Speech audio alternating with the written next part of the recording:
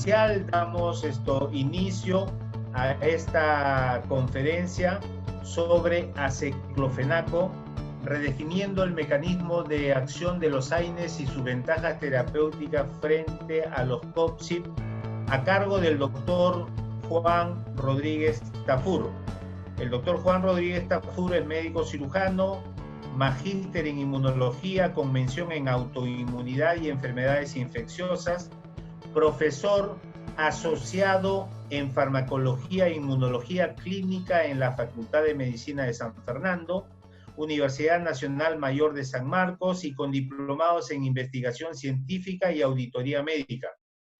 Con más de 25 años de experiencia en la industria farmacéutica como director médico y asesor de empresas nacionales y multinacionales. Estuve revisando el currículum del doctor y de verdad que tiene más hojas que los años que tiene. Entonces esto es bastante denso el currículum, y con ese gusto, con ese privilegio de tenerlo con nosotros a nombre del directorio de Dropesac, damos también la más cordial bienvenida a todos nuestros médicos invitados y químicos farmacéuticos que esta noche nos acompañan. Bienvenido, doctor Juan.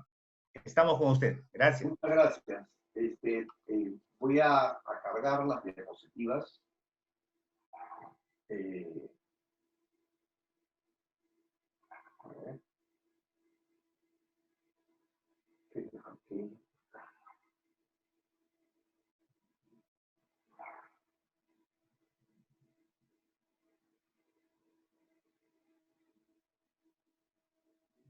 Ok. Bueno, ante todo, agradecer al laboratorio Dropesac por esta gentil invitación. A todos, hago extensivo mi saludo a todos los ejecutivos de esta compañía por intermedio del señor José Mendiola, que es un gran amigo, además de ser un excelente gerente donde llega. Bueno, lo primero que quisiera decirles es que estuve buscando la forma de poder alcanzar una reflexión sobre los antiinflamatorios no esteroidales, dado que hay muchas cosas que se han dicho sobre estas drogas y hay muy pocas cosas que se han aclarado. Los laboratorios en general y la farmacología en particular, la académica, se ha quedado relegada 20 años de la idea de cómo estas drogas funcionan. Por lo tanto, he querido revisar un poco esto y luego introducirlos al tema, empezar a reflexionar algunas de las ventajas claras que puede presentar una droga como el aceclofenaco.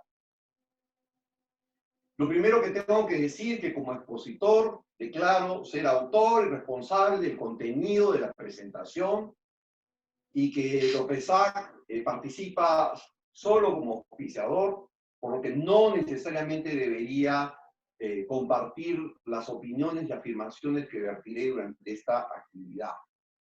Además, decir que soy relator para otras compañías y por eso declaro esto para que se tenga claro que no existe en realidad ningún conflicto de interés. Voy a presentar un poco el temario que vamos a desarrollar esta noche. Primero hablaremos sobre una breve introducción, luego hablaremos sobre la farmacodinámica de los antiinflamatorios, hablaremos sobre las diferentes hipótesis que hay, cómo estos antiinflamatorios funcionan, hablaremos un poco sobre, en medio de estas hipótesis, de cómo se produce el daño gástrico y cómo aceclofenaco se comporta frente a la capacidad ulcerogénica en comparación con otros y cuál es la diferencia. Hablaremos también del aceclofenaco como antiinflamatorio, como condroprotector, y lo compararemos con otros productos para finalmente hablar un poco sobre el perfil farmacocinético de esta droga y el dosaje de prescripción. Antes de comenzar y presentarles el material, me gustaría vertir una frase célebre de Jean Costot, que no es Jean Cousteau el oceanógrafo, sino es un dramaturgo y escritor francés que dice que no hay que confundir la verdad con la opinión de la mayoría. Muchas de las cosas que yo diré probablemente lindan o chocan contra los conceptos que muchos de ustedes han recibido en los claustros universitarios. Pero esténse seguros de que el material que estoy presentando ha sido perfectamente revisado y además está profusamente documentado.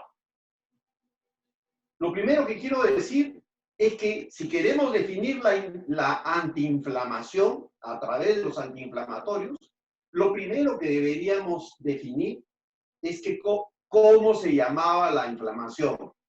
Alrededor de 1650 a.C., en Egipto, en un papiro, se encontró estos jeroglíficos que simbolizaban la palabra Shememet. Y esto quería decir, en pocas palabras, inflamación. Pero no fue sino muy próximo antes del nacimiento de Cristo que Celso describe el proceso inflamatorio y los signos cardinales de la inflamación. Celso dice que la inflamación, él vivió casi 60 y pico años, una parte antes de Cristo y después de Cristo, ¿sí? Y él define la inflamación, su definición es tan brillante que perdura todavía en el tiempo. Define la inflamación como calor, rubor, tumor, dolor, hasta que más o menos en 1920 llega el profesor Virchow, un patólogo alemán, que agrega a esta genial definición la pérdida de la función. ¿Sí? Es así que se constituye por primera vez el concepto de lo que vendría a ser el fenómeno inflamatorio.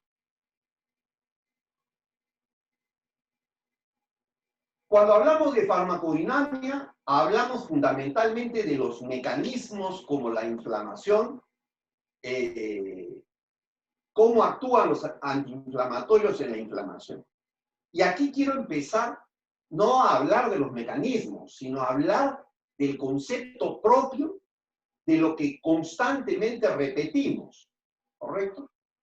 Para comenzar, presentarles esta especie de pirámide de piedra, donde se ve que hay primero la observación, luego el cuestionamiento, luego se genera una hipótesis, para luego esta someterse a testeo, se da una explicación y luego la suma de la hipótesis o de varias hipótesis genera una teoría del mecanismo de acción real de los antiinflamatorios. ¿Y por qué uso esta definición? Porque no es igual hipótesis que teoría. Y todas las explicaciones que tratan de hacernos entender cómo funcionan los antiinflamatorios, en realidad están en el campo de las hipótesis. Y la principal diferencia que hay entre una hipótesis y la teoría es que esta hipótesis puede no estar correctamente fundamentada, mientras que la teoría debería estar. Eso es básicamente la diferencia. O sea, que la hipótesis, yo puedo lanzar una hipótesis que tenga algunos visos de prueba, pero eso no constituye la explicación de cómo funcionan los antiinflamatorios. Por eso es que yo cuestiono muchas de las cosas que hoy se dicen sobre los antiinflamatorios, porque todo está basado en hipótesis. Así yo he rescatado que hay un sinnúmero de hipótesis. La hipótesis de John Vane, que diré que es la hipótesis de la inhibición de los COX únicos, el único COX que antes se conocía en 1971, la hipótesis de Abramson y Weissman, o la hipótesis de la señalización, la hipótesis que hoy todo el mundo repite como un hecho cierto, que es la del COX-1 y COX-2, el bueno y el malo, que simplemente no tiene ni pie ni cabeza. ¿Sí? Eso es lo gracioso, porque todo el mundo ha dicho, sí, la COX-1 y la COX-2 existen, pero de allí a que el mecanismo sea como lo describió el profesor Philip Needleman, hay una gran distancia. En el 94, la hipótesis de Koch y Ghosh, o de la glucocorticomimeticidad de los productos que producen efecto antiinflamatorio. Y finalmente tenemos la hipótesis de Wang. No voy a desarrollar todas estas hipótesis porque evidentemente no estamos a nivel académico, solamente me centraré en 3 de estas y trataré de hacerles algunas explicaciones por qué es que son tan útiles, no solo entenderlas, sino comprender sus limitaciones para poder entender el mecanismo de acción, no solo de los antiinflamatorios, sino de la ciclofenac. Bueno, el profesor John Vane fue el primero en inaugurar las hipótesis y dijo: la ciclooxigenasa es una enzima que transforma los fosfolípidos de la membrana en prostaglandinas. Y eso es la explicación de la inflamación. Más, no podría decir más. En 1971, él dice que los fármacos similares a aspirina actúan por inhibición de la enzima que sintetiza las prostaglandinas. Y además sugiere que esta inhibición es la base de su acción analgésica. Lo que en realidad no es totalmente cierto. Pero inmediatamente surge una hipótesis, surge una contrahipótesis. Y esta es mi contrahipótesis. La aspirina a dosis de medio gramo, si ustedes la toman todos los días, después de una semana, ya no tienen ni COX-1 ni COX-2 en el cuerpo. Pregunta: si ya no hay COX, ¿por qué continúa la inflamación? Entonces, en realidad, las prostaglandinas no son el único elemento que juega un rol en la inflamación. Eso está clarísimo. Hipótesis 2.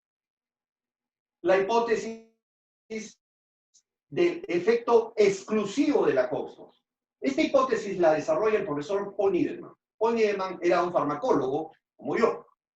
La diferencia entre Paul Needleman y yo es que él trabajaba en una universidad norteamericana y se le ocurrió, en sus ensayos, probar que la hipótesis de John Vane era errada, que no había una sola ciclooxigenasa, sino habían 2. Está claro que Paul Needleman, al descubrir que había esta dualidad, plantea una hipótesis, nuevamente, que puede no ser cierta, pero que todos los médicos hoy han dado sentado como cierto. Ese es el grave error. Esta hipótesis se basa en esta publicación. Y esta publicación prueba en modelos animales que sí, pues hay 2 sintetasas de prostaglandinoides. Una, diríamos, COX-1 constitutiva, como dice Paul Needleman, y una COX-2 inducida. Vale decir que el cuerpo en todo momento produce COX-1 para diferentes funciones fisiológicas, para la agregación plaquetaria a través del tromboxano A2, para evitar la agregación a través de la prostaciclina I2 en el endotelio, en el estómago, para proteger el estómago a través de prostaglandina E2 y para permitir la perfusión de sangre al riñón. Pero Paul Needleman, en esta hipótesis exclusiva, dice que los estímulos externos inflamatorios producen la inducción de una nueva enzima que solo se produce en presencia de células inflamatorias y que es la responsable de la inflamación. Lamentablemente, todo esto es una hipótesis. Por lo tanto, no necesariamente lo que dice Paul Needleman debe ser cierto. Y yo he identificado, en realidad, Paul Needleman sí descubre 2 ciclooxigenasas, pero de allí a decir que una era la buena y otra era mala, hay una gran distancia. La diferencia sustancial entre estas 2 ciclooxigenasas es que las 2 pueden transformar fosfolípidos en ¿cómo se llama? En derivados, o sea, prostaglandinoides. Y la diferencia era fundamental. porque estructuralmente eran distintos. Mientras que en esta posición, existía una isoleucina 523 en la COX-1, acá había un bolsillo con una valina en la posición 523. Ahí está el tema. Esto lo descubre además después O'Neill. Y dice, ya tengo solucionado el problema. ¿Por qué? Porque si el COX-2 es la mala, es re simple. Yo puedo desarrollar un producto que se enganche en este bolsillo, pero que no afecte a la COX-1. Y de esa manera puedo inhibir al malo sin tocar al bueno. Y así se desarrolla el primer producto, entre comillas, llamado COSI, que todos sabemos que fue el Rofecoxib. El laboratorio Sirle se lanza a contratar al profesor Needleman, y el profesor Needleman pasa de ganar lo que gana un académico en Estados Unidos, $5,000, pues no sé, jefe de un laboratorio, a ganar el cielo es el límite. Entonces, se desarrolla una nueva molécula. El gran problema de todo esto es que la hipótesis no era completamente cierta. Y a los médicos les trasladaron esto de esta manera. Si usted usa COX-1, va a sangrar. Y de estudios inferenciales, se dijo que el sangrado iba a ser el problema más serio que podía tener un individuo. Se inflaron las estadísticas y se inflaron cada vez más. Eso está publicado además en un libro. Y en realidad, al sobreestimarse la cantidad de casos de sangrado, ya se había preparado el terreno para que saliera la primera molécula y se empezara a usar como si fuera la panacea. Pero hay un problema. La FDA nunca le creyó a los laboratorios que desarrollaron estas drogas. ¿Por qué nunca les creyó? Porque todos los COSIPs que se aprobaron en el territorio americano, el Rofecoxib, el Celecoxib, que son los únicos dos, el Rofecoxib fue retirado. Ya veremos después por qué. Y fue retirado, y lo más grave es que al ser retirado, se probó que inhibir la COX-2 no era tan ventajoso cuando se inhibía en forma muy potente. Vamos a ver, no es igual si alguien quiere suicidarse, estoy seguro que elegir el primer piso para tirarse no es un intento de suicidio, es un intento de peliculín. Porque salvo que se tire de cabeza, ¿sí? Porque si se tira parado se va a romper el pie, la pierna y no se va a morir. O si tiene muy mala suerte, tal vez se pueda hacer daño, pero si se tira desde el piso 20, seguro que se va a morir. Entonces no es igual, el riesgo no es el mismo. Entonces, una vez que se determinó esto, empezaron las dudas. Y parte de los investigadores no tienen otra forma de probar estas cosas si no es en modelos animales. Entonces, dos universidades hacen dos modelos interesantes. El primero agarra y dice, oye, un ratito, dicen que la COX-1 es la constitutiva, o sea, la que protege el estómago. Vamos a hacer un ratón en que los dos genes de la COX-1 se los vamos a retirar y vamos a ver qué pasa. Y se hizo ese ratón. Y lo que sucedió con ese ratón homólogo defectivo es lo siguiente. Los ratones homocigotes mutantes para la COX-1 sobreviven bien, no tienen patología gástrica y muestran menos ulceración gástrica por indometacina que los ratones salvajes o normales. O sea, era todo lo contrario de lo que se había venido diciendo. Pero no solo se hizo este modelo, sino que además se demostró que la agregación plaquetaria, al tener defectiva la COX-1, los animales tenían menos agregación plaquetaria.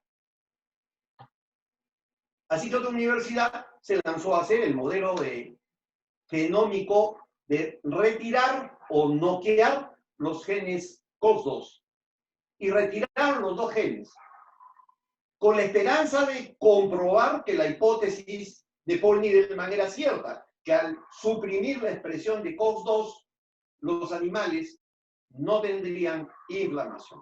Pues todo lo contrario sucedió. Los ratones que carecían de este gen tenían respuestas inflamatorias normales a estimulación con sustancias inflamatorias como el tetradecanoilformol y el ácido araquidónico. Pero no solamente se quedó ahí. Otro grupo hizo otro estudio. Acá tienen ustedes el ratón COX-2 knockout, los dos genes noqueados. Acá tienen el ratón con un gen noqueado y aquí tienen el ratón con dos genes normales.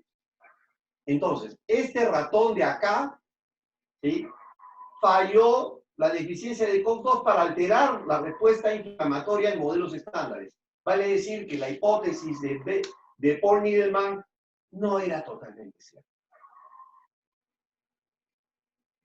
Y hay algo más.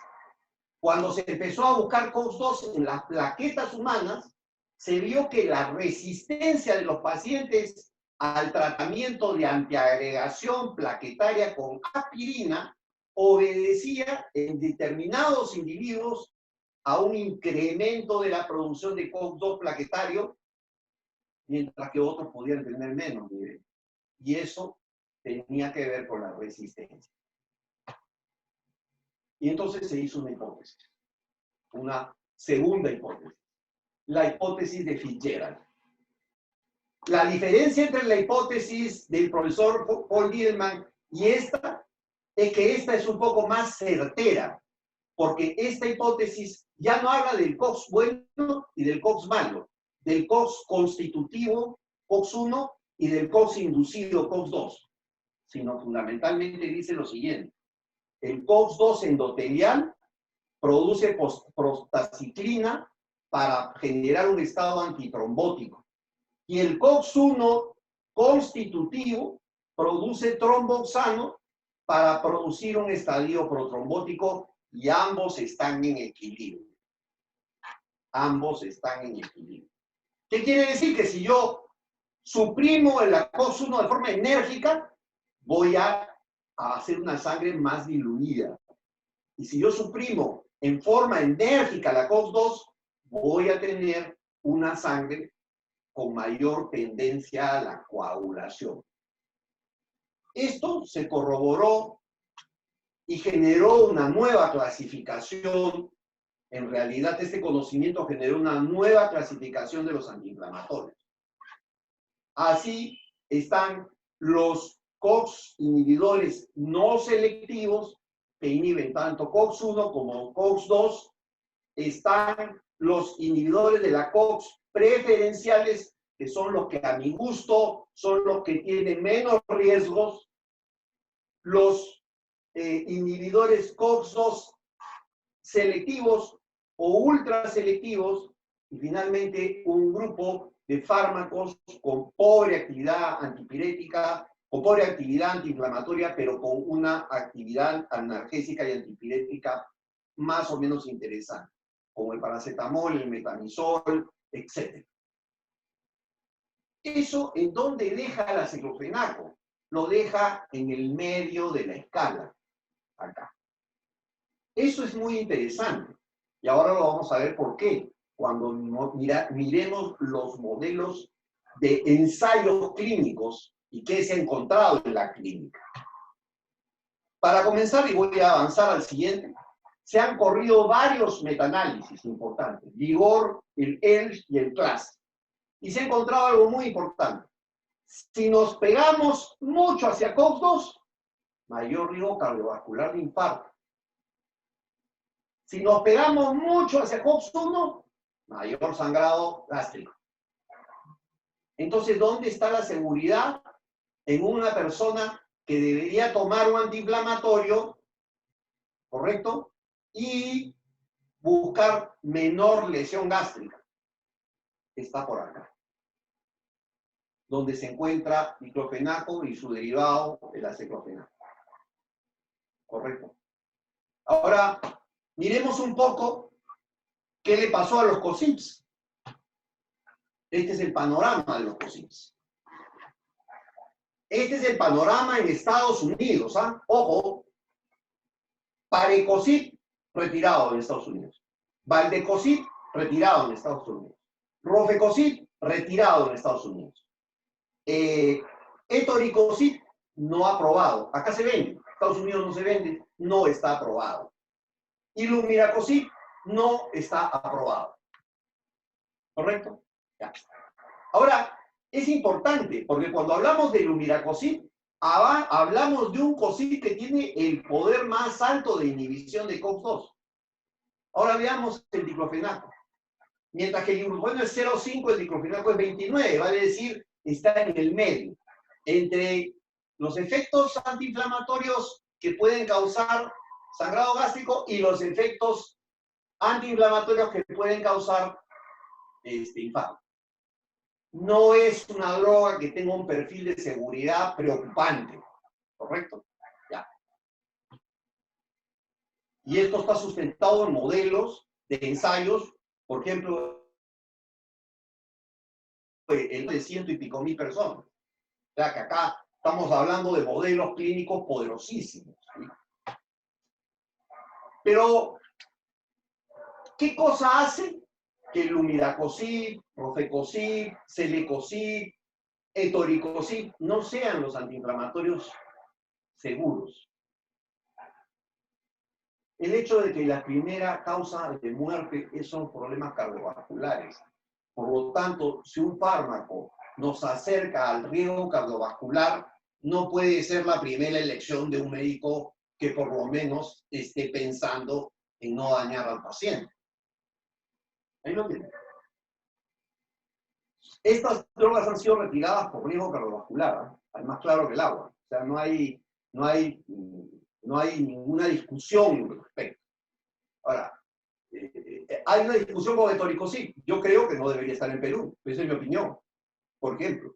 Y lo he sostenido siempre. Clínicamente va muy bien, es bueno, hasta que produce un infarto o un cuadro de hipertensión. Y eso es lo que debemos nosotros mirar. Más allá del recetaje debemos mirar eso. ¿Correcto? Ahora vamos a ver un poco de la química, de la estructura. El diclofenaco tiene 29 de capacidad de supresión COX-2, COX-1, bajísimo. El aceclofenaco, que es su derivado, es aún menor la capacidad de inhibición COX-1, COX-2. Comparado con el Lumiracosip, que es 700, que es el que más inhibe. Fíjese que los cambios estructurales, ¿sí?, son tan, pero tan sutiles, que pasa de 700 a 29. ¿Sabe cuál es el cambio? Acá un flúor, acá un cloro. Acá un cloro y acá otro cloro. Acá un cloro y acá otro cloro. Prácticamente eso es. Cambiar el flúor por cloro transformó una droga que era con un perfil altamente peligroso en hipertensión y en problemas cardiovasculares, con una droga que tiene mucho menos impacto en el tema. Este es el acetaminofén, que tiene cero capacidad para inhibir tanto COX-2 como COX-1, porque ahora sabemos que en el cerebro existe una forma de COX, que es el COX-3, y específicamente lo inhibe el acetaminofén, como la dipirona, como el metamizol. Ahora vamos a hablar de la hipótesis de la señalización, porque esto nos va a permitir conocer un poco más de las ventajas del aceclofenaco cuando toque el tema. Y no lo voy a hacer hablando de lo que descubrieron los que plantean esta hipótesis, sino lo voy a hacer de una forma diferente. Imagínense que ustedes compran un ticket para ir al teatro. Van al teatro, cuando se podía ir, pues, ¿no? Van al teatro, se sientan en el teatro, están ahí en el teatro con su familia, esperando que salgan los actores, ya que se corre el telón, aparece un individuo y dice, vamos a dar comienzo a la obra. ¿Sí? Y se corre el telón, pues no aparecen actores. No aparece nadie. Y todo el mundo se empieza a inquietar. Pasan 10 minutos, 20, 30, 40, 50, 60 minutos, una hora, se cierra el telón y aparece el individuo y dice, señores, muchísimas gracias.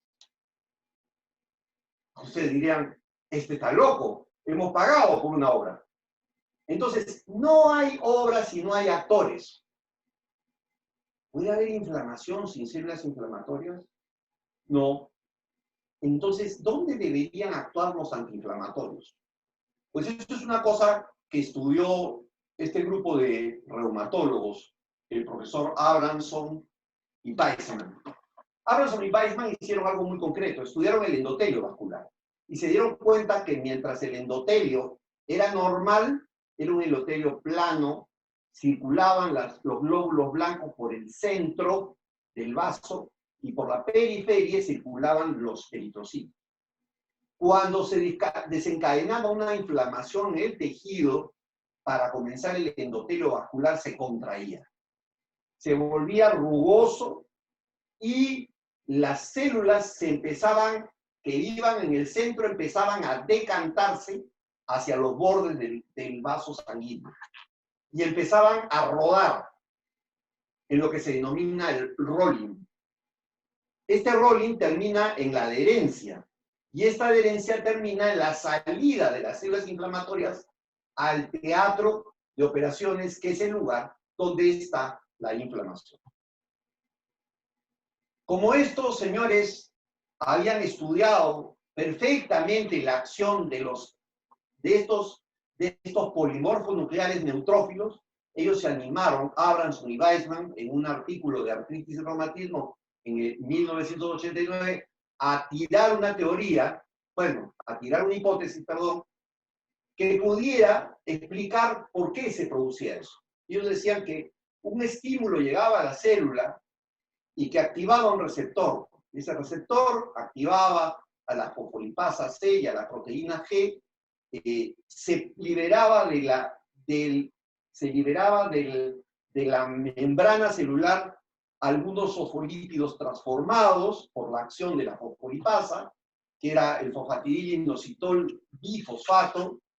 Este activaba dentro de la célula a determinadas regiones donde había calcio, se liberaba calcio, el PIP2 activaba el diacilglicerol y este activaba a la proteína quinasa C y señales de calcio que permitían tres acciones fundamentales. Una, generación de radicales libres, que sabemos es una característica de los neutrófilos en la inflamación. Dos, liberación de gránulos azurófilos que contienen proteasas y que están íntimamente relacionados a la agresión que tiene el neutrófilo en el tejido inflamado. Y finalmente, adhesión célula-célula, célula del neutrófilo contra células dañadas o células invasoras, entre comillas, bacterias. Pero, ¿qué hace el antiinflamatorio? Este que se acaba de meter acá. Todos los antiinflamatorios, en mayor o menor grado, son liposolubles. Se meten en la membrana lipídica de la célula. Y lo que hacen es perturbar el fenómeno de señalización. Y entonces, si evitan la señalización, evitan el PIP2, evitan el IP3 y el diacilglicerol, evitan las señales de proteína quinasa C y de calcio, no se liberan radicales libres, no se liberan gránulos, y finalmente no hay adhesión celular y el neutrófilo no sale del vaso sanguíneo. Con esto lo que quiero decir es que es cierto que los antiinflamatorios inhiben la salida de células polimorfonucleares de los vasos. Por lo tanto, la recomendación del uso de estas drogas está limitado a procesos inflamatorios reales y no a procesos inflamatorios inducidos por otros productos. Otro grupo de investigadores españoles, Diego González y Sánchez Madrid, investigaron los procesos de rolling en los neutrófilos para validar esta hipótesis y encontraron que había una primera acción, o sea que este rolling, por ejemplo, lo podía detener el aceclofenaco, la aspirina, el diclofenaco, la indometacina, el ácido mefenámico y el ácido clofenámico. y la diapedesis podía ser inhibida por nimesulida, piroxicam, meloxicam y fenilbutazona. Al final, ambas drogas lo que lograban era, si no había rolling, no había adhesión, si no había adhesión, no hay salida. Pero si hay rolling y no hay adhesión estricta y no hay diapedesis, tampoco hay salida. Por lo tanto, estas drogas interferían, como el aceclofenaco, en la concentración de células inflamatorias en el tejido inflamado. Vamos a hablar de la úlcera. Los antiinflamatorios característicamente son drogas que pueden producir úlcera. Y por si acaso, para aquellos que creen que eso es un privilegio exclusivamente de los antiinflamatorios inespecíficos y que los POSIPs están exceptuados de eso es simplemente falta de información. Yo los invito a que entren a la FDA, busquen etoricosip con el nombre comercial y bajen el inserto y busquen la parte de daño gástrico. ¿Y saben lo que dicen? Personas con problemas gástricos no pueden tomar etoricosip. Así de claro. Porque nunca la FDA les permitió poner, si usted tiene gastritis o tiene úlcera, tome etoricosip porque no va a tener problemas. Es una lectura deducida de una hipótesis. La FDA como regulador no podría dar por validado eso. Así de simple. Y la prueba es que, no voy a mencionar nombres para no dañar a alguno de los productos que están en el mercado, uno de estos COSIPs, en el primer año de comercialización, produjo 12 muertos por sangrado gástrico. Esa es la prueba. Está documentado. Entonces, ya sabemos que no es cierto que los COSIPs protejan el estómago. Y entonces, ¿qué es lo que pasa en el estómago con todos los antiinflamatorios? Bueno, este grupo de investigadores, el profesor Wallace, que es un brillante gastroenterólogo canadiense, en 1991 publica este artículo que es espectacular, usando un anticuerpo monoclonal contra la dupla CD11-CD18 que forma el receptor inmunológico de adherencia llamado LFA1, un anticuerpo contra ese receptor impedía la producción de úlceras. ¿Cómo? Pero si las úlceras se producen por inhibición de la formación de prostanoides. ¿Qué pasó? Ya no casaba eso ahí. Cuando esto se produjo, todo el mundo empezó a preguntarse, bueno, si este señor ha prevenido con anticuerpos la ulceración, quiere decir que el mecanismo subyacente es otro. Y entonces aparece una hipótesis. Otra hipótesis más, y esta basada en la realidad, o por lo menos en una realidad acotada. Lo que solo se sabe es que cuando un antiinflamatorio entra al estómago y toma contacto con la pared abdominal, con la pared, gástrica, produce inhibición de la producción de óxido nítrico inducido. El estómago necesita producir óxido nítrico que mantiene los vasos sanguíneos del estómago dilatados. Entra la pastilla, se contraen. Y al contraerse, expresan estas moléculas que, como el LFA1, como el ICAM1, pegan células y se inicia un proceso de taponamiento de los vasos con consecuente aparición de la ulceración. Entonces alguien brillante dijo, pero eso tiene solución. Podemos hacer que se libere óxido nítrico en el estómago. Y entonces los italianos crearon los nitroderivados. Bueno, nunca vieron la luz, para comenzar. ¿Por qué? Porque si bien es cierto, los antiinflamatorios todos pueden producir vasoespasmo, si yo le asocio un radical para que liberen óxido nítrico, entonces el espasmo ya no se produce. Y entonces empezaron a producir algunos antiinflamatorios, la nitroaspirina, por ejemplo, el nitro diclofenaco, por ejemplo. Y entonces, ¿por qué no pegó?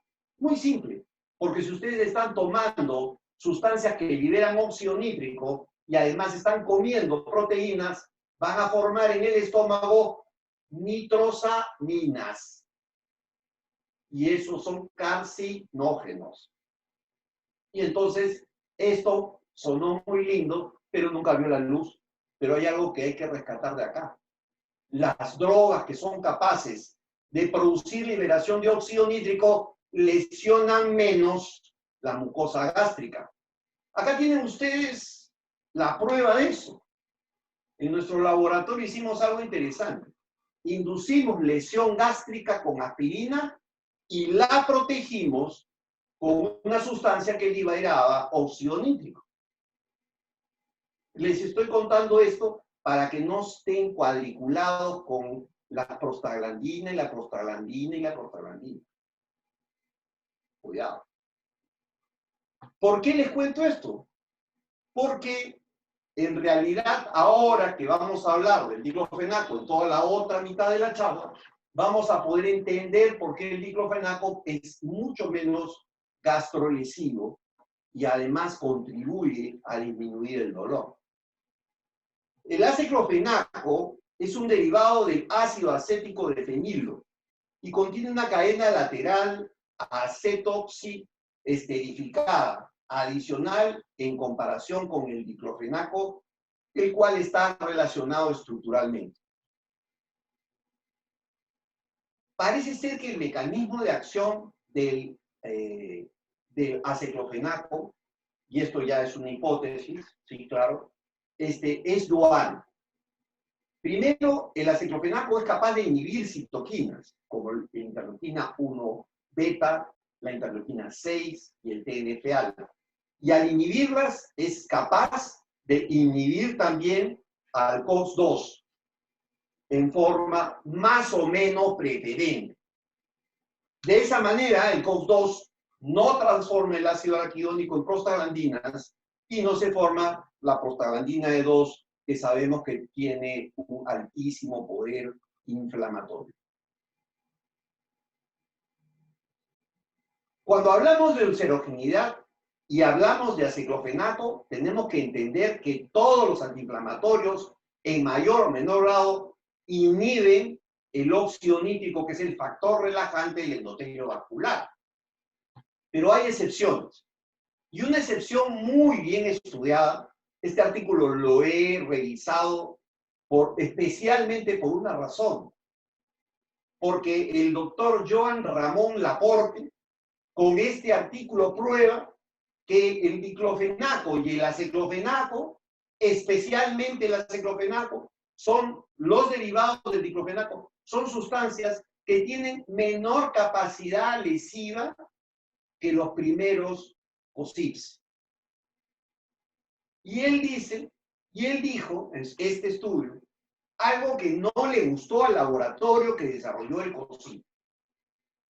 Y aunque les parezca gracioso, el laboratorio ese le metió juicio al doctor Joan Ramón Laporte por haber dicho lo que dijo en este artículo. Le metió un juicio millonario por dañar su imagen. Juicio que perdió el laboratorio. Perdió. Porque este estudio es extremadamente sólido. Cuando probamos el riesgo de la población entre los casos y los controles, el odds ratio o el riesgo es tan bajo que es despreciable al hablar del aceclofenaco. En sangrado gástrico, en las semanas anteriores al consumo de esta droga. Pero si ustedes ven acá, por ejemplo, Rofecoxib, ¿sí? 10 contra 10. ¿Sí? O si ven, por ejemplo, Meloxicam, 14 contra 11. ¿Sí? Pero acá prácticamente el riesgo del odds es bajísimo. ¿Sí? Y entonces, ¿qué cosa dice? que evidentemente la hemorragia digestiva alta es lo más común en los AINES, los antiinflamatorios. Y entre los AINES más nuevos, pues en ese momento, cuando publica el artículo, el aceclofenaco y la nimesulida se asociaron con riesgos bajos. El dexketoprofeno, el meloxicam y el rofecoxib se asoció con riesgos intermedios. Nuestros resultados no apoyan la opinión que los COX-2, la selectividad, confiere una mayor seguridad gastrointestinal. ¡Pum! Sepultados los posibles. Suena duro, real. El juicio fue real. Y cómo perdió el juicio este laboratorio también es real. Evidentemente, un laboratorio que le mete un juicio a un médico es porque le dolió el estudio que probó. Ahora, este señor tiene no una publicación, tiene un montón de publicaciones. Y ya ahorita es una cátedra y una catedral de conocimiento el profesor Laporte. Este es un artículo del 2017, que en realidad es un libro digital. Se llama Incotec, y lo pueden encontrar el libro. Este libro habla sobre los mecanismos de acción de los antiinflamatorios, en donde habla de los derivados ligados a los productos sulfonados, o sea, todos los nuevos COSIPs. Dice, el diclofenaco, los derivados del diclofenaco no estimulan la adhesión leucocitaria y tampoco elevan la función del LFA1 a nivel vascular o la adhesión, la molécula de adhesión intracelular IgAN1, como se ha observado en el diclofenaco. También no causan daño gástrico, ¿sí? Y el diclofenaco libera óxido nítrico y no produce un daño, una inhibición significativa a nivel intestinal de este. Entonces, esto es una refrenda del mecanismo interesante de acción. Pero hay otros mecanismos de protección. La exoquinasa se mide para saber el daño gástrico. Y aceclofenaco aumentó significativamente los niveles de exoquinasa en un estudio de 33 a 52 miligramos por gramo y no alteró el flujo sanguíneo gastrodenal medido por Doppler. Vale decir que eso que se ha observado en la gran mayoría de los antiinflamatorios, que es la contracción vascular, no se da la reducción de flujo que permite la formación de úlceras. Diclofenaco redujo significativamente los niveles de la mucosa gástrica de exoquinasa citoprotectora y el flujo sanguíneo duodenal. ¿Sí? Mientras que, esto es el diclofenaco, mientras que el aceclofenaco aumentó significativamente los niveles de exoquinasa. Ahí está la diferencia entre usar diclofenaco y usar aceclofenaco. Como vuelvo a decir, pequeños cambios estructurales, como ya lo hemos visto, determinan grandes cambios en el performance de la molécula.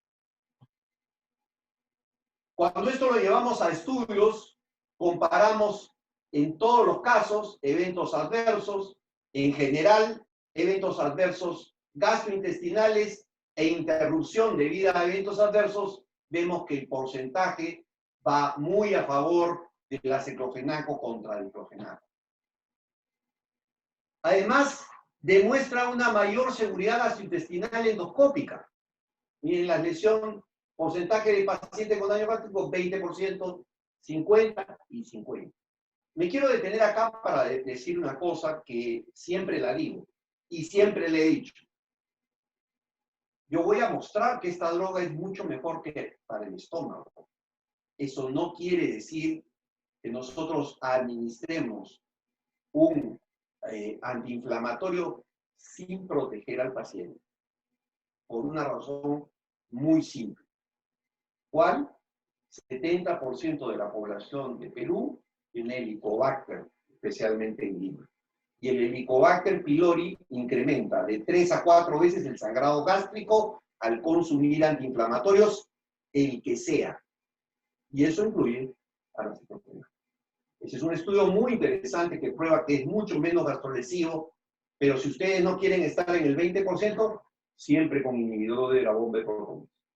Todos los antiinflamatorios en general. ¿Correcto? O sea, si alguien tiene antecedentes gástricos, inhibidor de la bomba más aceclofenaco. Si alguien tiene Helicobacter, ahora la pregunta, llegan a la consulta de un médico, yo no le voy a decir, oye, vaya a hacerse una prueba de Helicobacter para darle antiinflamatorio. No, le doy su inhibidor de bomba más antiinflamatorio. ¿Correcto? De esa manera vamos a estar seguros que no vamos a producir daño. Como dicen en medicina, el primer precepto es primum non nocere. Lo primero es no hacer daño. Y si hay un porcentaje, por muy pequeño que sea, es mejor proteger al paciente. Esto ha quedado tan claro, pero tan claro en la mente de los reguladores y de los desarrolladores, que ya en países desarrollados se está usando la terapia como antiinflamatorio más inhibidor de bomba en una sola pastilla. Cuidado.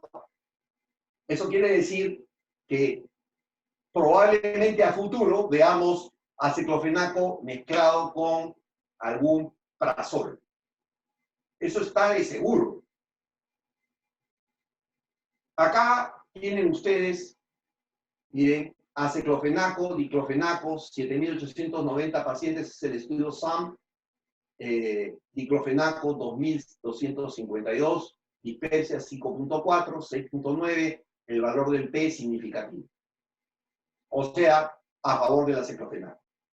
Dolor abdominal 2.5, 4.4, menos de 0.01. Diarrea 1.5, 3.4, menos de 0.01. Náusea 1.2, 2.4, 0.01 y mareos 0.073. Esto, por ejemplo, no es significativo, pero todas estas cifras sí lo son. Correcto. Entonces estamos hablando de que tiene, comparado con diclofenaco, tiene grandes ventajas el administrar aceclofenaco. Cuando hablamos de la relación UD50 con dosis efectiva 50, como capacidad de ulceragenicidad, nos encontramos que, evidentemente, si esto es una división y el número de abajo crece, la fracción es más pequeña. Entonces, evidentemente, indometacina tiene más efecto ulcerogénico, diclofenaco tiene más, naproxeno tiene más, nifurtazona tiene más, y aceclofenaco tiene mucho menos al dividir en este quebrado. ¿Por qué? Porque la actividad ulcerogénica es muchísimo menor. Como es muchísimo menor, la cifra es mucho mayor. Acá es por lo menos 6, casi 7. Acá ni siquiera llegamos. El poder ulcerogénico es muchísimo mayor en indometacina. Pero no es lo único. Esto es un esquema interesante que nos explica por qué es tan importante que el aceclofenaco sea un liberador de óxido nítrico, no solamente a nivel de la gastroconsección. Normalmente en un sujeto donde no hay dolor, sobre los receptores nociceptores periféricos hay un equilibrio entre el sistema parasimpático y simpático del sistema nervioso. O sea, entre el AMP cíclico y el GMP cíclico. Cuando empieza el dolor, lo que sucede es que el estímulo doloroso libera bradiquinina, libera prostanoides, se libera prostaglandina E2, aminas simpáticas. Esto produce hiperalgesia y dolor, donde hay también aenilciclasa, se va a aumentar la producción de AMP cíclico y la balanza se va a inclinar hacia el dolor. ¿Qué hace el aceclofenaco en medio de esto?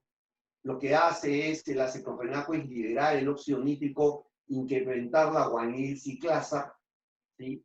Y además bloquear a la prostaglandina E2 y de esa manera nivelar esto. Por eso el óxido nítrico es importantísimo en el efecto antialgésico, ¿correcto? Y el aceclofenaco tiene un valor en este equilibrio en los receptores nociceptivos. Ahora vamos a hablar un poquito de las evidencias que hay sobre antiinflamación. Yo quiero decir que información de aceclofenaco hay muchísima. El aceclofenaco disminuye la síntesis y la expresión, se me pasó una vez ahí un acento, de mediadores de la inflamación como la interleuquina 1, el factor de necrosis tumoral, las moléculas de adhesión celular de los neutrófilos como la prostaglandina E2. ¿Sí? Además, inhibe la producción de prostaglandina E2, esto ya lo habíamos dicho, a través de la enzima COX-2. Inhibe la síntesis de citoquinas y previene la formación de prostaglandina y además causa una significativa reducción a nivel de la synovia. ¿Por qué? Porque esta droga tiene una gran capacidad de concentrarse en el líquido sinovial. Además, ya sabemos que es un inhibidor preferente, ¿sí? Estos son metabolitos, el aceclofenaco y el 4-hidroxiaceclofenaco, que es otro metabolito que se forma en la metabolización final del producto. Mire, COX-1 casi no lo afecta, ¿sí? Y en cambio COX-2 sí. ¿Sí? Sin embargo, nuevamente, este inhibidor está en el medio de la escala. No es el que más inhibe. Y eso tiene sus ventajas. ¿Correcto? Lo que sí es interesante es que al comparar la capacidad de inhibición de la prostaglandina E2 sobre el diclofenaco, el aceclofenaco es bastante más eficiente, casi el doble eficiente para suprimir la actividad de este mediador inflamatorio. Tiene además similar potencia analgésica, ¿sí? Expresada como una dosis requerida para una reducción del 50% en relación con los animales control. Esto se ha hecho en estudios de modelos animales. Además, se ha aplicado el aceclofenaco en casi 15 centros alemanes para tratar una de las cosas que es más difícil de manejar, que es el dolor bajo de espalda, dolor de espalda. Se ha administrado 200 miligramos de aceclofenaco diario en comparación con 3 pastillas de 75 miligramos de diclofenaco diario. Y lo que se ha obtenido es lo siguiente. En escala visual análoga, en puntuación en milímetros, una disminución. Igual, en la primera visita no hay diferencia, en la segunda y en la tercera sí. Igual acá, en reposo, en el plazo de la hora 0 de administración y durante las 6 primeras horas. Miren, hora 0, esto es casi los 50 minutos, a la hora, ¿sí? A las 3 y a las 6 horas. ¿Sí? La escala visual análoga es aquella que funciona con caritas.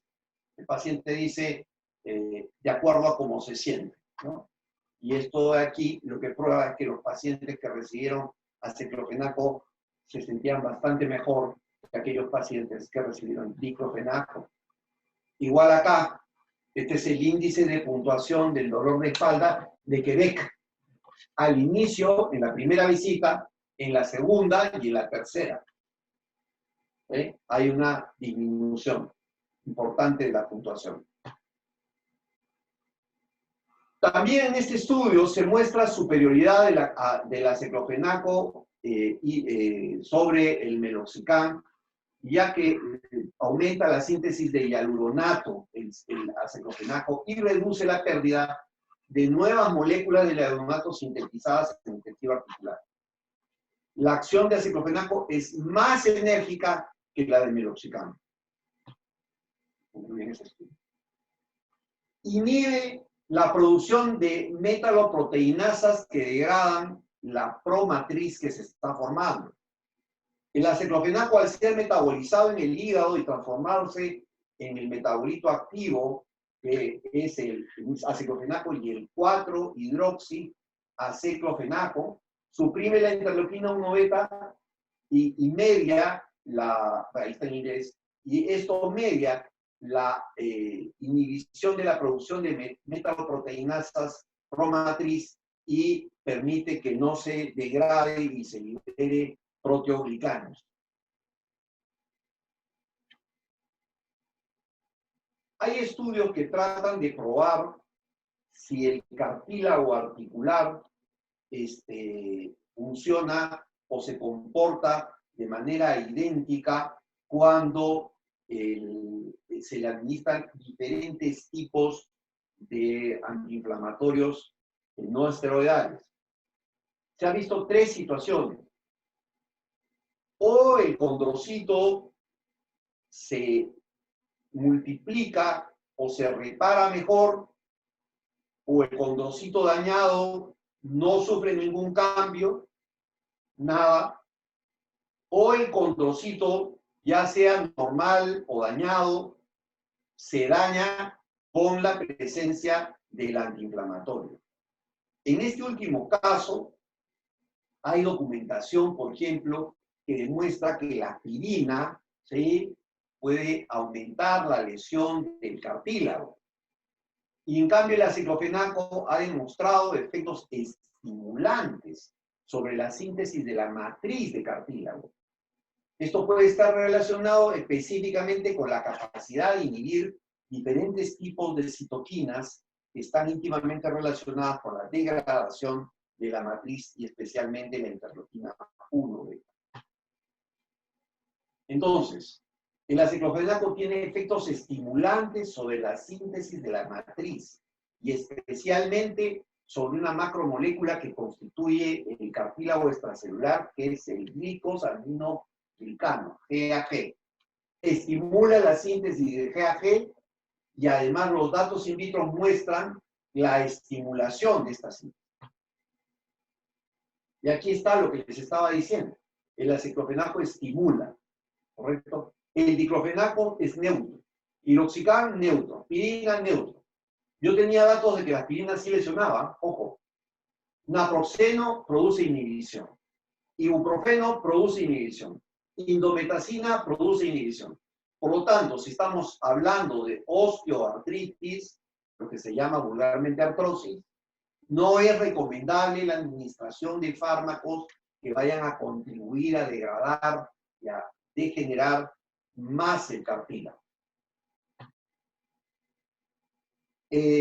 Cuando estudiamos la satisfacción del usuario, ¿sí?, en aciclofenaco, 90% de los pacientes con aciclofenaco muestran mayor respuesta. Y más de 90 pacientes se encuentran satisfechos. Entonces, aquí tienen la primera visita, no satisfechos, 13. Segunda visita, 6.5. Los satisfechos o buenos, es todo el resto. ¿Sí? O sea que hay una interesante puntuación en este estudio sobre el efecto de mayor satisfacción de los usuarios. Cuando se hace estudios de puntuación, ¿sí?, en el basal, a los 3 días y a los 7 días, ¿no?, en diferentes fármacos. Por ejemplo, en el basal con aciclofenaco, el basal con diclofenaco y el basal con ibuprofeno. ¿Sí? Al final, las diferencias aparentemente son pequeñas, pero miren acá, 0,54, 0,73 y 0,8. Esto es porcentualmente cuando hablamos de la escala de puntuación análoga. Cuando hablamos de grupos, especialmente evaluación global general del tratamiento por parte de los pacientes, bien, mire, acá bien es menor, acá es mayor y acá es mayor. Pero excelente es mucho mayor acá, es casi 60, contra casi 50 y contra casi 40 y pico. En porcentaje de casos que requieren estar en mejor condición. Igual, ¿sí?, la evaluación general del tratamiento. Siempre en estos grupos hay diferencia. En eventos adversos, ¿sí? Aceclofenaco, diclofenaco, ibuprofeno. Eventos adversos, aceclofenaco, náusea, vómito, no hay. Pirosis es muchísimo mayor para ibuprofeno y diclofenaco. Gastritis es muchísimo mayor también para estos. Exudación y eritema no se ve, y en los otros prácticamente solamente está diclofenaco e ibuprofeno en efectos adversos. Vamos a hablar ahora de algo muy importante, que es el perfil farmacocinético de la droga.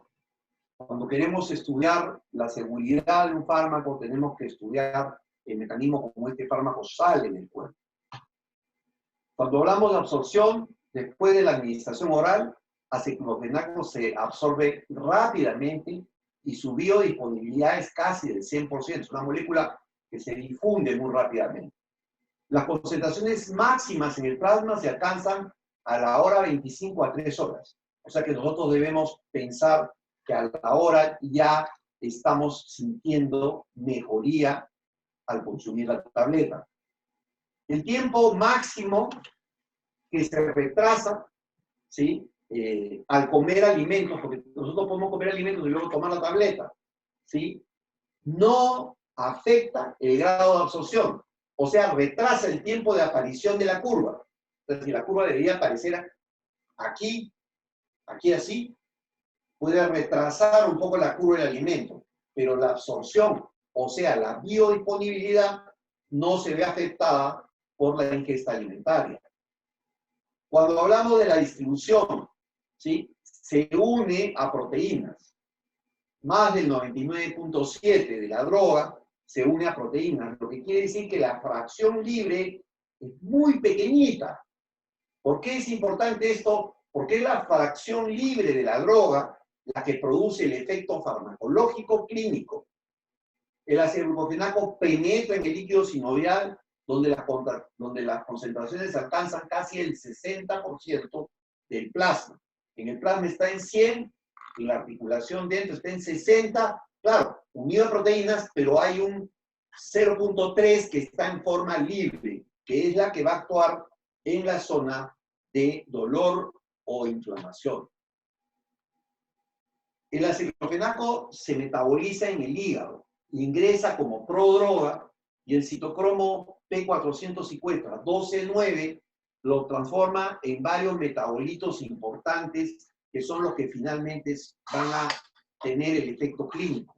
El 4-hidroxiaceclofenaco da un número de otros metabolitos que incluyen el 5-hidroxiaceclofenaco, diclofenaco, 4-hidroxidiclofenaco y 5-hidroxidiclofenaco.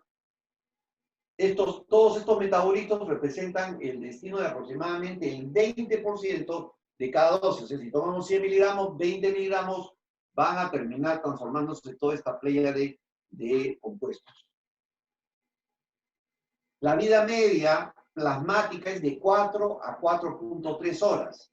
Sí, pero esto no quiere decir que desaparezca en ese tiempo. La vida media. Generalmente, para hacer un clearance de un producto, se necesitan 3 a 4 vidas medias. ¿Sí? Aproximadamente 2/3 de la dosis administrada se excreta a través de la orina, principalmente como hidroximetabolitos conjugados. Solo el 1% de la dosis única oral se excreta sin cambios. Casi todo es metabolizado. Finalmente, la dosis recomendada es 100 miligramos 2 veces al día, o sea, cada 12 horas. La reducción de dosis generalmente no es necesaria para pacientes de edad avanzada y aquellos con insuficiencia renal leve. Y claro, si el paciente tiene insuficiencia renal importante, esto puede requerir reducción de la dosis. Se sugiere una reducción de la dosis a 100 miligramos diarios en pacientes con insuficiencia hepática. La insuficiencia hepática más que importante. Bueno, lo único que tenemos que concluir es que el aceclofenaco es un compuesto derivado del diclofenaco, es un COX-2 preferente, con potente efecto antiinflamatorio, analgésico, antipirético, el cual muestra mayor tolerancia gástrica que el diclofenaco y mayor seguridad que otros antiinflamatorios, y que además es altamente activo incluso hasta más de los que usualmente son usados en la práctica. Yo les quiero agradecer por el tiempo tomado y bueno, pasamos a la estación de preguntas. Les dejaré esta imagen para recordar cuando íbamos a la playa. Porque yo no piso a la playa hace mucho tiempo. No sé si hubiera alguna pregunta, con todo gusto, por favor. Ahora sí, gracias. Gracias, doctor Juan Rodríguez Tafur. Una brillante presentación, disertación a las que nos tiene usted acostumbrado. Y vamos con alguna de las preguntas, ¿no? El doctor Rodríguez hace una consulta Sí. respecto a las personas hipertensas. ¿Podrían tomar este medicamento y qué tan bien tolerado sería? Ya, hay que tener en cuenta algo muy importante. Todos los antiinflamatorios van a producir de todas maneras reducción de los prostanoides. No olvidemos que la perfusión renal juega un rol importante en los prostanoides. Por lo tanto, es realmente muy importante que el paciente que tiene hipertensión tenga una hipertensión controlada para poder hacer uso de este tipo de drogas. Punto 1. Punto 2. A pesar de que esté controlado, todos los antiinflamatorios no esteroidales en general pueden reducir la excreción de sodio. Por lo tanto, pueden aumentar el volumen sanguíneo. ¿Correcto? Y lo otro que es interesante saber es que 30% de la gente que desarrolla hipertensión en el mundo la ha desarrollado por abusar de los antiinflamatorios no esteroidales.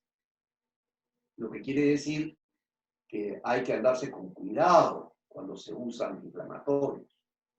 Pero el otro día una señora de 85 años agarra, tiene una artrosis importante, mucho dolor, y la infiltran con corticoide a una dosis alta. Todo es que llegó a su casa y estaba fuera de cuadro la señora. Porque los corticoides producen importante elevación de la presión arterial.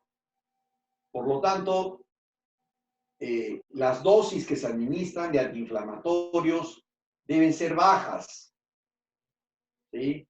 Sobre todo si el paciente tiene una hipertensión importante, mejor no usar antiinflamatorios, ¿sí? Esto es riesgo contra beneficio. La medicina es un arte, no es una ciencia. Y eso está claro, porque si fuera una ciencia, lo que yo hago con mis pacientes sería exactamente igual que mi paciente vaya a mi consulta o vaya a la consulta de cualquiera de los colegas que está acá.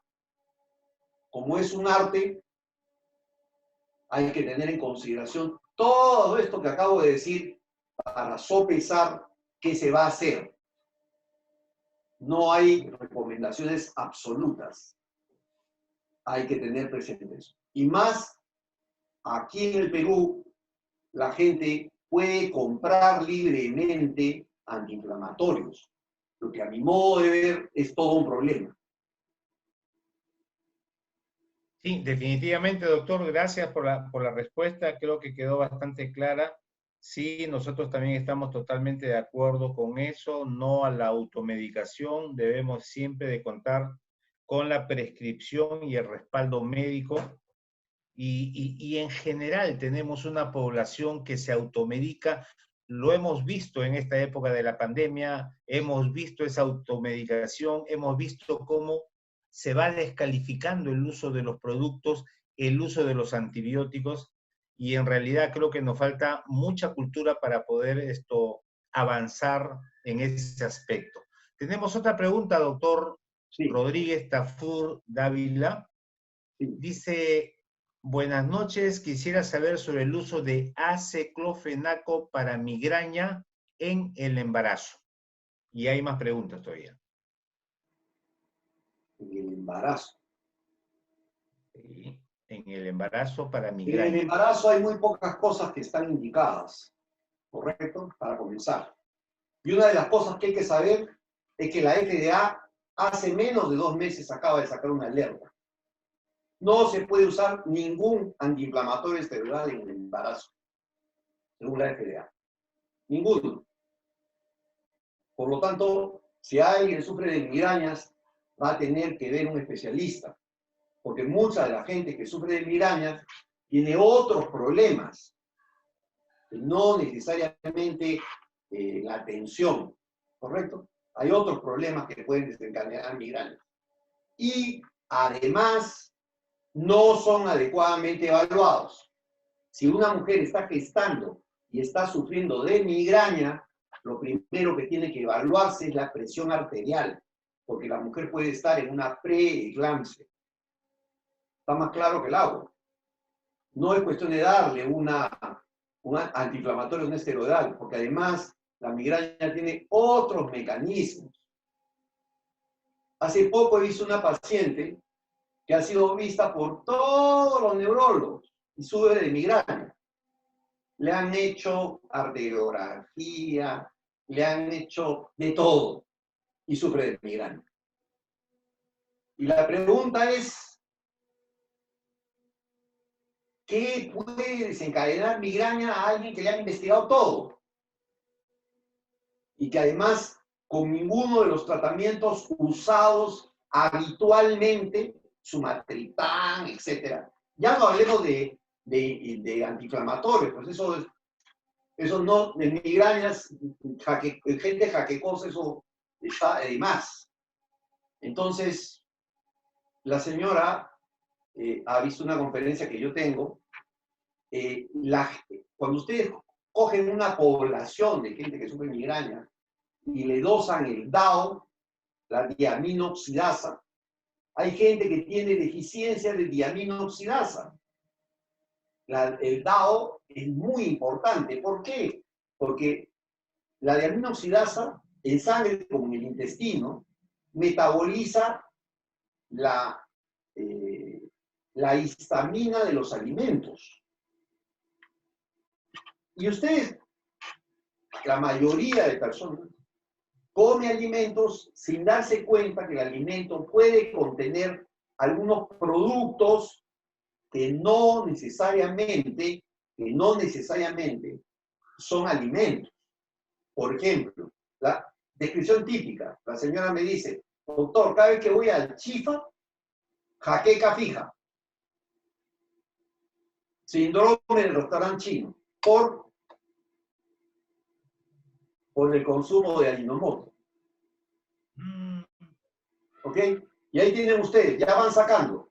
Y la señora le mandé a hacer el dosaje de DAO y lo normal es que sea menor, perdón, sí, mayor de 40 unidades, entonces tiene 8.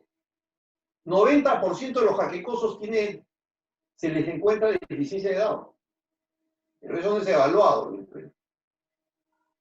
Correcto, entonces, como digo, la jaqueca es todo un universo, ¿no? No estamos hablando solamente de estoy gestando, voy a tomar una pastilla. No, hay que averiguar bien por qué es jaquecosa. Y a mí se me ocurre, por ejemplo, que administrarle a una paciente jaquecosa, gestante, magnesio, podría tener un gran impacto. Pero hay que ver cómo está su presión, primero. Claro que sí. Gracias, doctor Juan Rodríguez Tafur. Según uno de los cuadros que nos mostraba, en el cual se comparaba pues el aceclofenaco con el diclofenaco, estaba revisando en el caso de la dispepsia muy bajo respecto al diclofenaco. En el caso del dolor abdominal, el aceclofenaco 2.5 contra el diclofenaco 4.4. En realidad, según este cuadro, básicamente los efectos que tiene el aceclofenaco son casi la mitad de los que va a producir el diclofenaco, ¿no?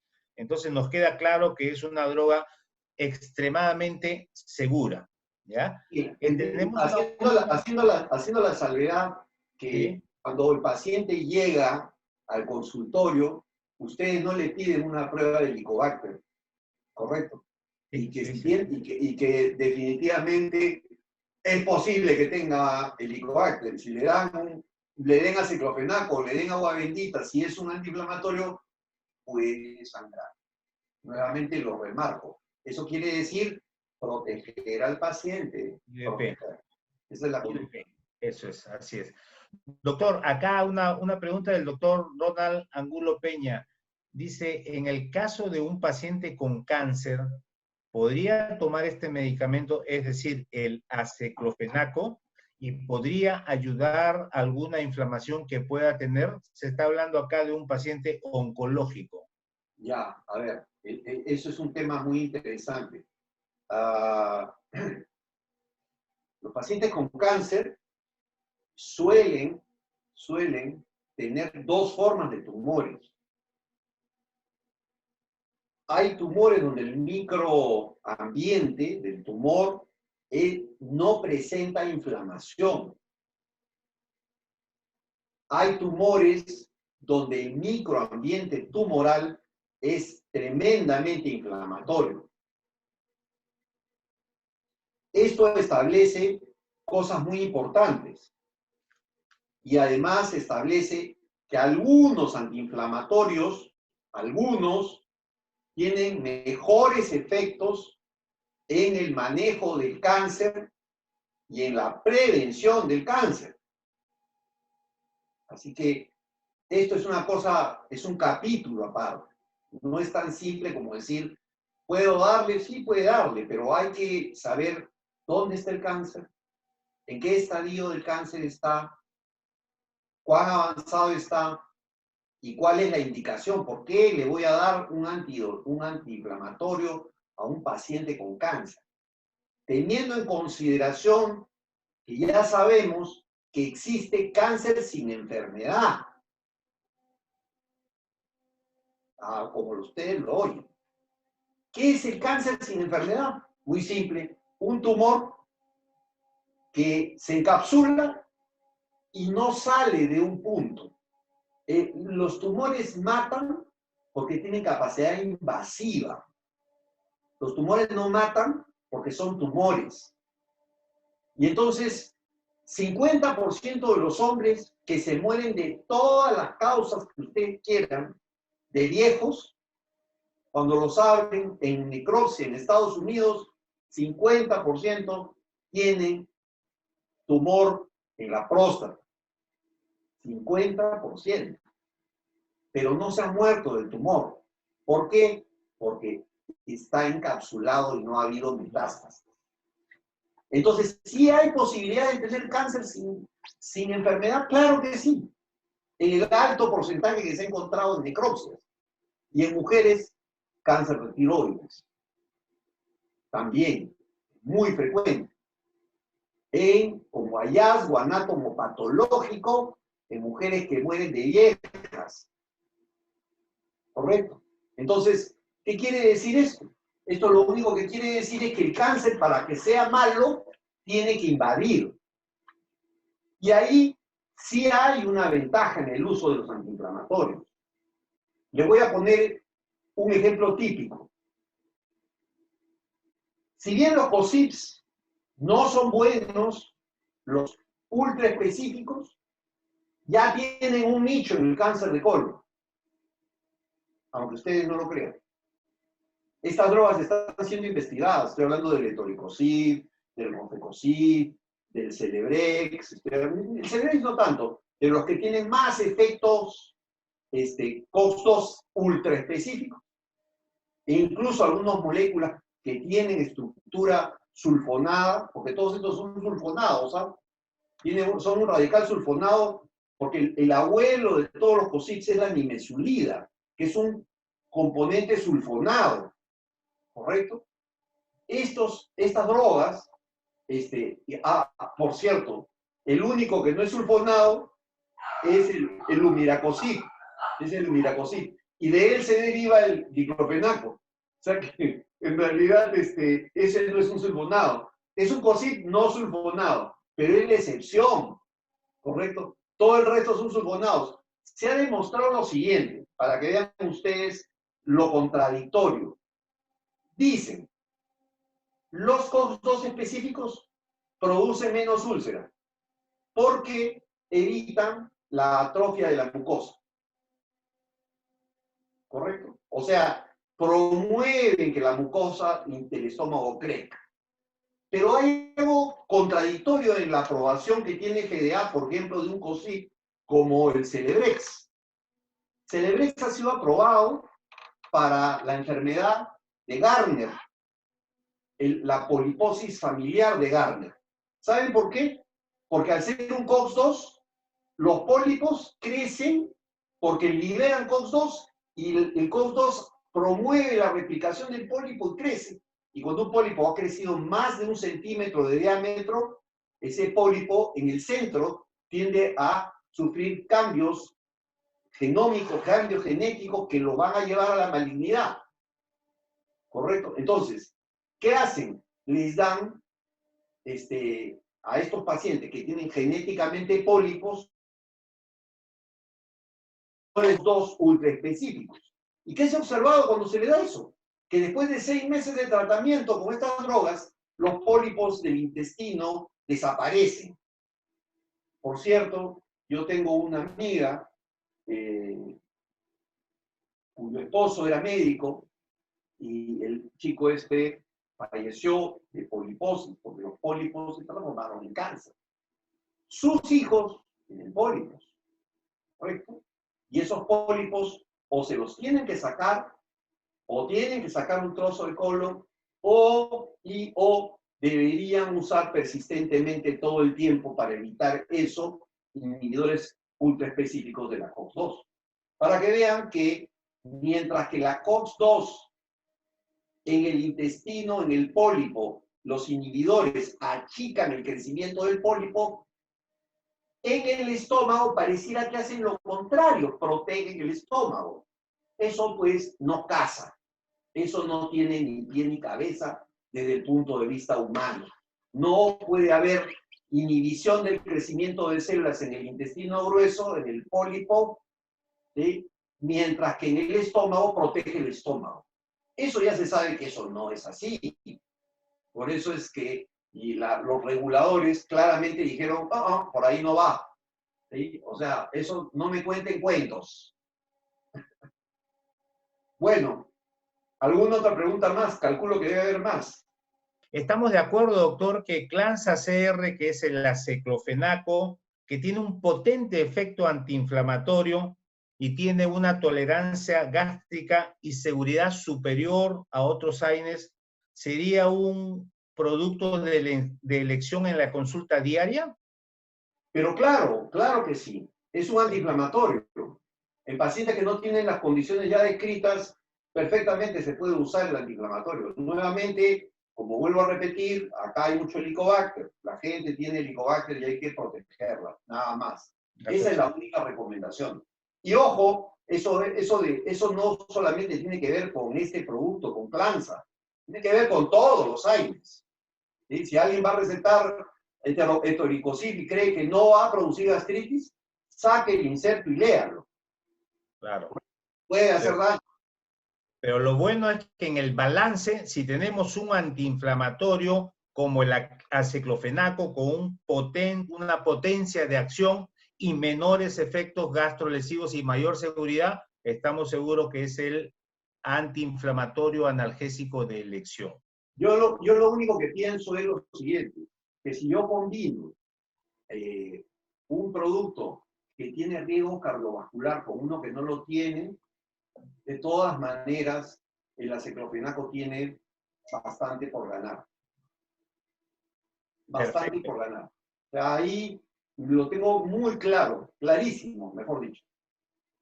Excelente, doctor Rodríguez. Nosotros, a nombre del directorio de Dropesac y a nombre de nuestros médicos que han estado pues gentilmente en esta audiencia, le agradecemos toda su disertación, sabemos de la calidad y el conocimiento que tiene, pues quedamos muy agradecidos con usted. Ha sido un privilegio compartir esta reunión y será pues hasta una próxima oportunidad. Nos despedimos con sus últimas palabras, doctor, para esta ponencia.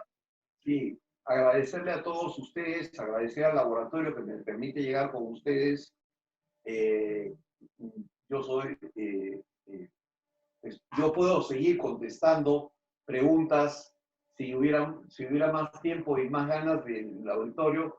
Yo tengo un Facebook donde solamente pongo noticias de medicina y algunas otras noticias son libres de poderse suscribir. Tengo 3 grupos en el Facebook, uno de farmacología, uno de alergia y uno de inmunología. El de inmunología tiene 1000 y pico de personas, y en mi Facebook tengo más o menos 5000.